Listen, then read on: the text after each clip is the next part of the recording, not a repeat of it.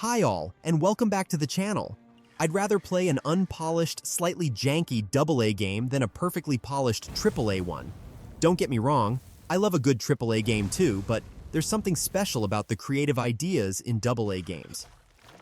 The game Eternal Strands from Yellow Brick Games is a perfect example of exactly this.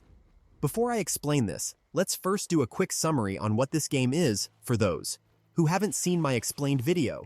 This game is a mix of Monster Hunter and Immortals Phoenix Rising. You explore large zones, progress through the story, and fight giant and smaller monsters to gather resources for crafting better gear and upgrading abilities.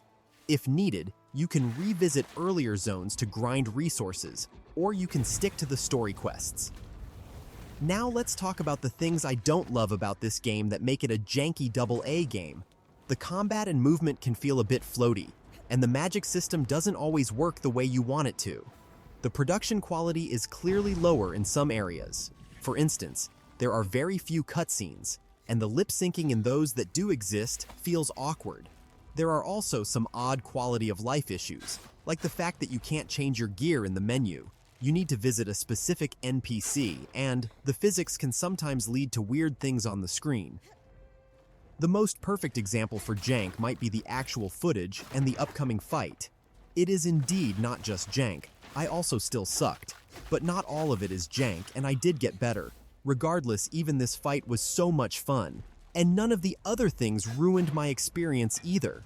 It's quite the opposite. I still absolutely love this game. As you've probably noticed, I don't like to waste your time. My videos go straight to what matters for you. So let's continue. The biggest thing is how unique the game feels. The magic system is physics-based, and the spells interact with each other.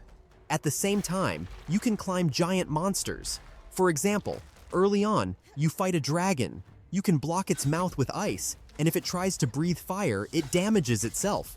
Or you can freeze an enemy and then use telekinesis to hurl chunks of ice at them. There are so many combinations like that. When it works, it's incredibly fun and feels like nothing I've played before. If you try this game, take time to experiment with the magic system. Don't treat it like a typical action RPG where melee is the focus and spells are just support tools. Playing around with magic is the key to enjoying this game. It's the kind of fantasy you'd see in Avatar: The Last Airbender, where a fire blast gets blocked with an ice wall at the last second. When it works, it's amazing. Even when it doesn't, you'll remember the times that it did.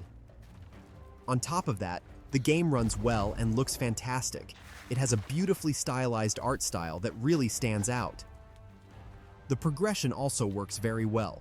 You start with just 2 spells, ice and telekinesis, and unlock more as you go.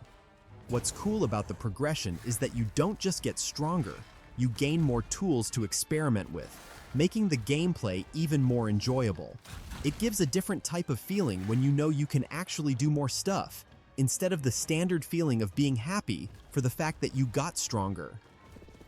To sum up, yes, Eternal Strands is a typical AA game with the usual AA issues, but in my opinion, it's absolutely worth playing. If the jankiness bothers you, that's fair. Maybe wait for a few patches and at least wishlist it, because even if you only play around with the systems for a few hours, it's worth your time. Just don't give up too soon. It takes a little time to click. That's it for my video on Eternal Strands. If you enjoyed this video, please consider liking and subscribing, especially if you want more gaming content where I don't waste your time. Regardless, thank you so much for watching, and I'll see you in the next one.